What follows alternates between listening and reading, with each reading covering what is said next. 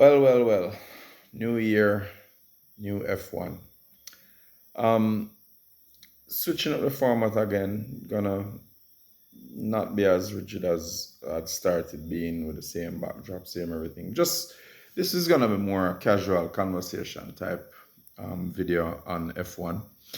Um, and I'm gonna just kind of ramble and not do things in order. It's more just like a conversation about what was going on in Australia. And maybe touch on what I think the season will bring.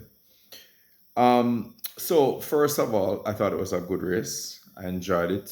Certainly very happy that F1 is back. It's that and WRC are really my favorite sports, and I'm very pleased that it's back.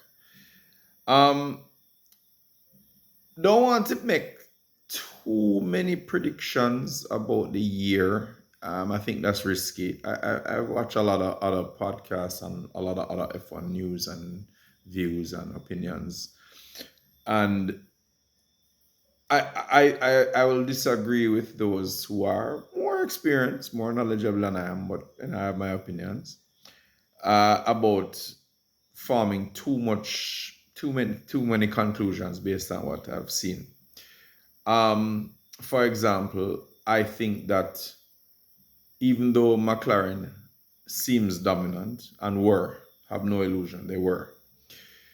Qualifying in the dry really showed, I mean, like so almost 3/10 of a difference.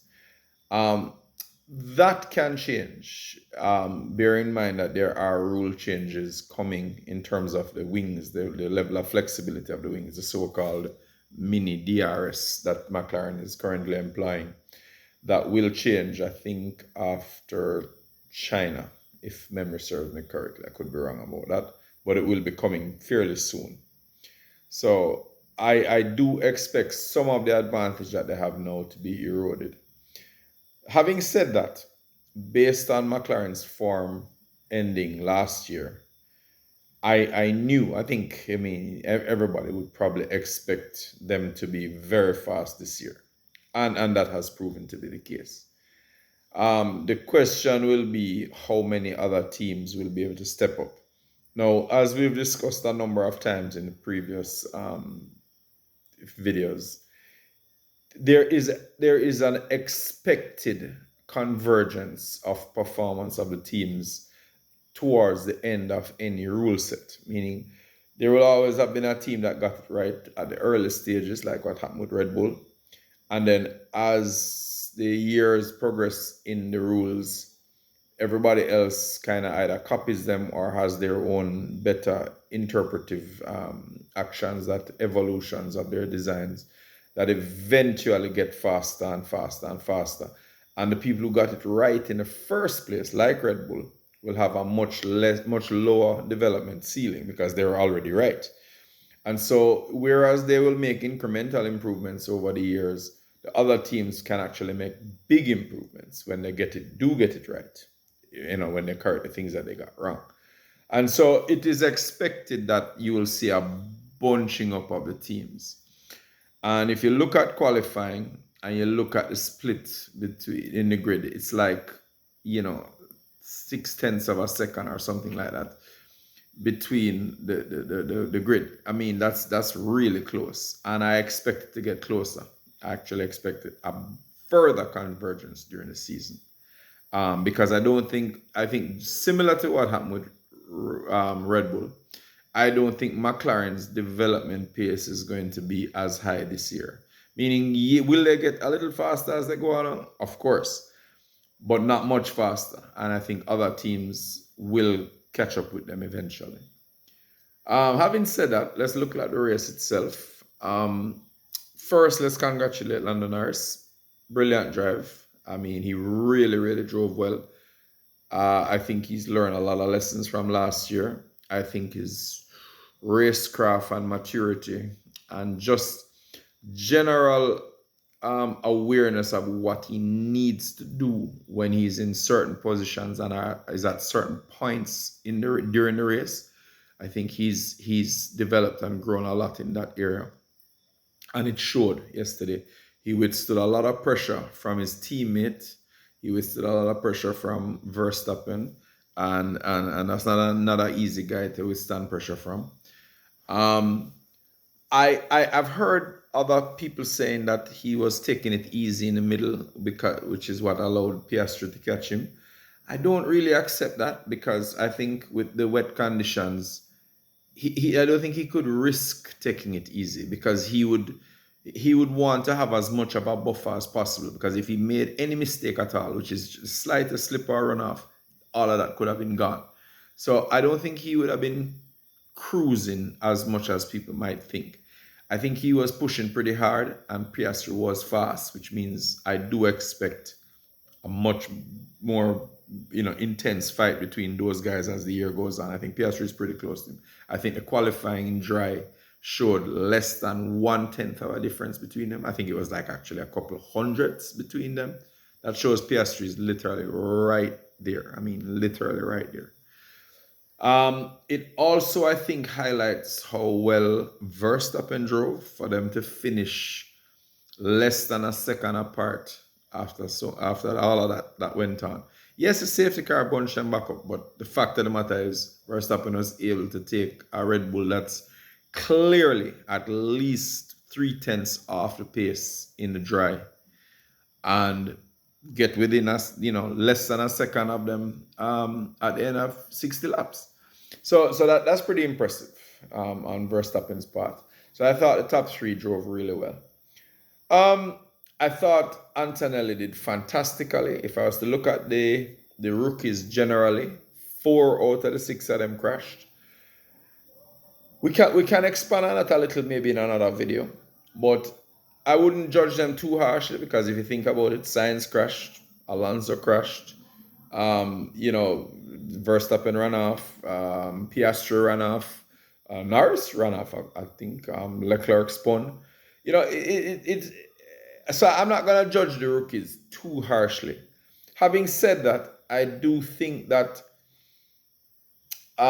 conditions like this expose their inexperience quite a bit. And that will only improve, obviously, as the season goes on.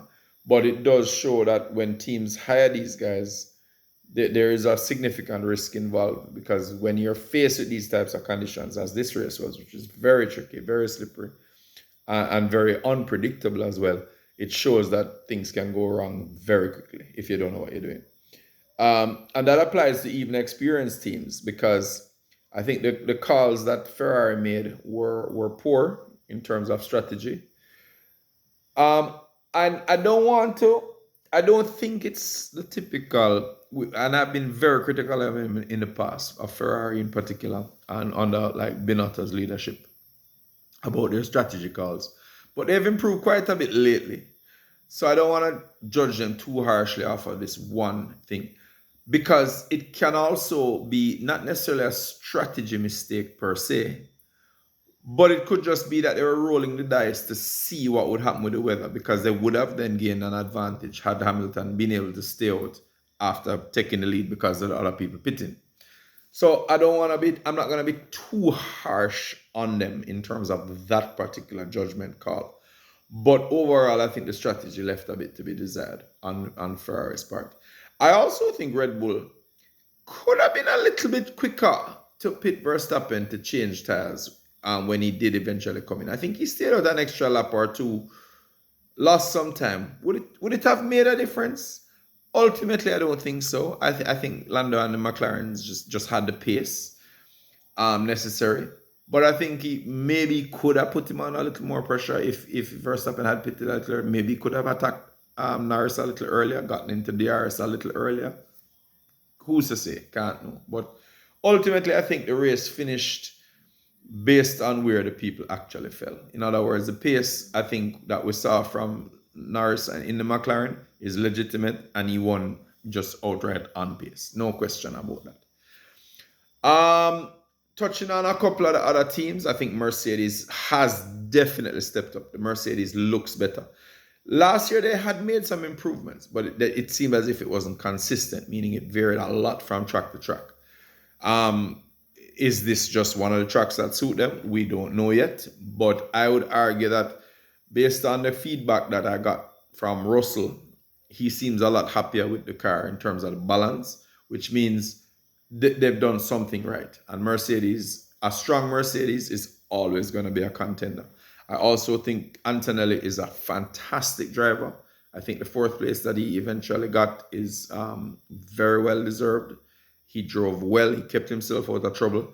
Somewhat lackluster in practice and qualifying, but I think he really redeemed himself in very difficult conditions. And in fact, I actually think he should have been the driver of the day.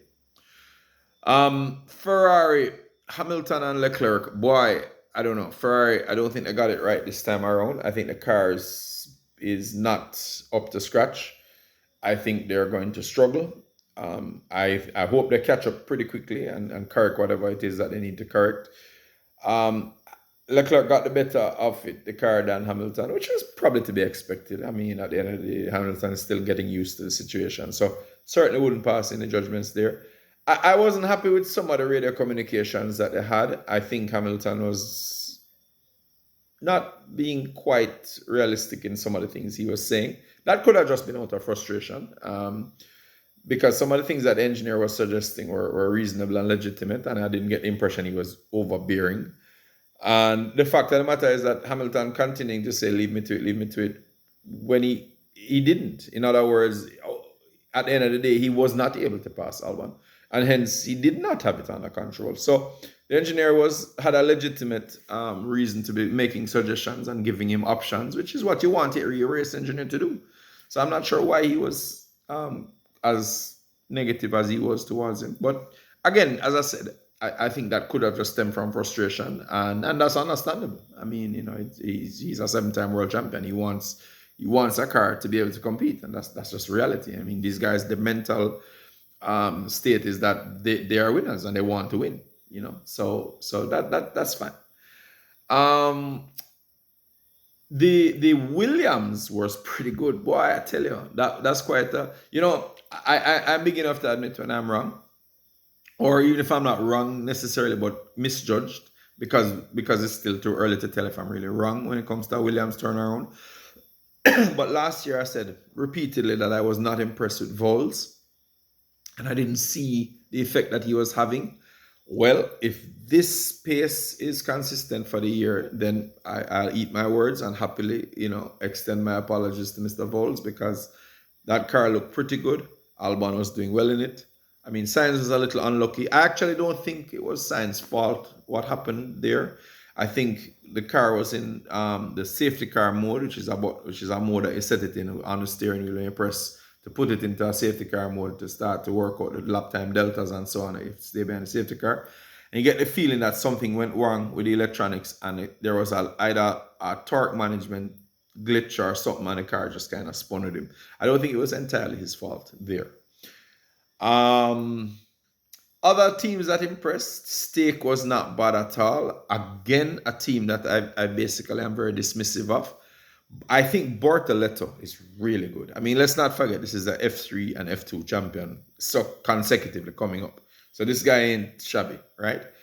And he showed some class. I think he drove well. Yes, ultimately ended up spinning off, but ultimately I think he's a guy to watch.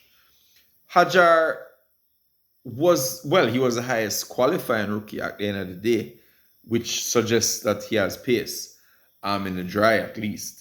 But boy, that was a bit of a screw up at on the parade lap. That was a bit of a screw up. And even though I'm sympathetic towards him, at the same time, I've been harshly critical in the past of people who've done that, guys like Leclerc and so on, who have crashed on the parade lap. So I'll cut him some slack, but at the same time, that was a big screw up and really should not have happened. So I'm a bit disappointed in what he did there. Bierman is probably the biggest disappointment for me, considering his debut with Ferrari and how I would almost use the word awesome that he was in that debut. I was not impressed with him over the entire weekend. He eventually kept his nose clean in the race, but not impressive. Mind you, the Haas seems like it's gone backward. Now that's a team that's just so inconsistent, because last year they had some really good results and seemed as if they were on the right trajectory. This year they're just nowhere. I mean, it's almost as if they're starting from zero again, which is I don't know. I don't know what's going on with Haas. I mean, Toyota is now involved. I'm hoping that we'll see some big improvements in the short term for them. In general, I just Aston Martin also wasn't bad. It sounds like I'm repeating myself with even Alpine and so. The reality is, all of the teams have now really stepped up with a one or two outliers like Haas or so, but overall, it's just getting closer and closer. Everybody is getting better, and there's just going to be a convergence of results. And so I think we're looking at one of the more competitive seasons, if not the most competitive season that we're going to see for quite a while. And that's great for us fans. That's what we want to see. So I'm really looking forward to that.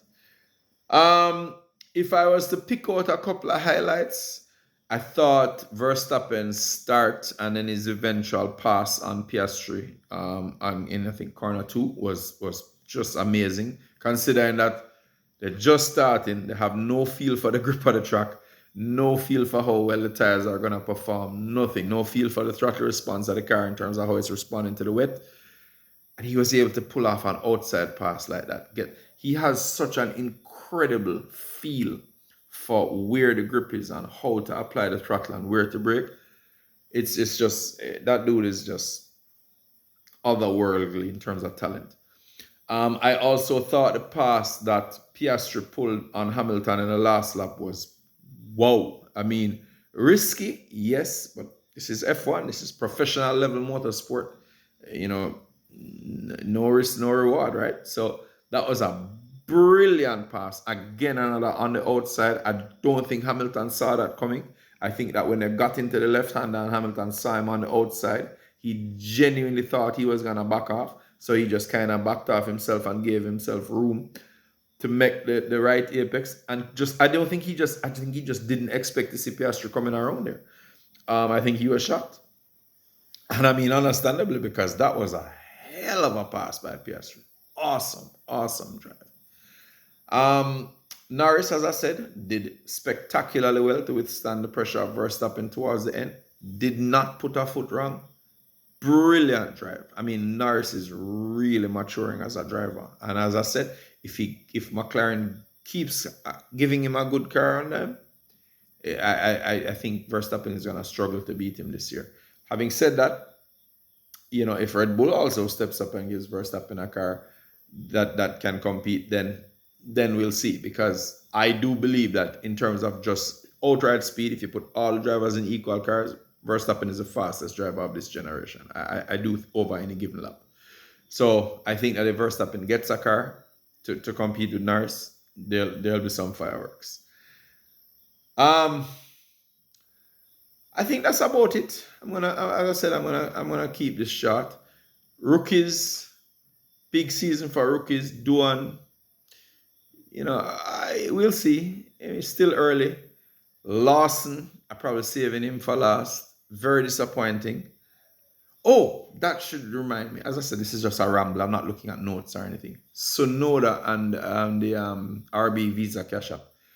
What a drive. Sonoda has really come on in leaps and bounds. One almost thinks that he has a chip on his shoulder because of the selection of Lawson over him. And he's really out to prove something. And I say more power to him because, frankly speaking, if Lawson doesn't step up over the next 3 to 4 races, it would not come as a shock to me, because it's certainly not unprecedented in Red Bull. If you think about De Vries and Ricciardo and so on, I think that if Lawson doesn't step up pretty soon, don't be surprised if Sonoda gets promoted. I actually think it was a wrong decision in the first place. I've always been a fan of Yuki, but I was prepared to give Lawson a chance. Having said that, I think Yuki was probably a better choice, and it wouldn't surprise me if that's still on the cards. We'll see. I think that's about it. I think I'm covering it. As I said, good race, close finishes. Looking forward to the rest of the season. Let's see how it goes.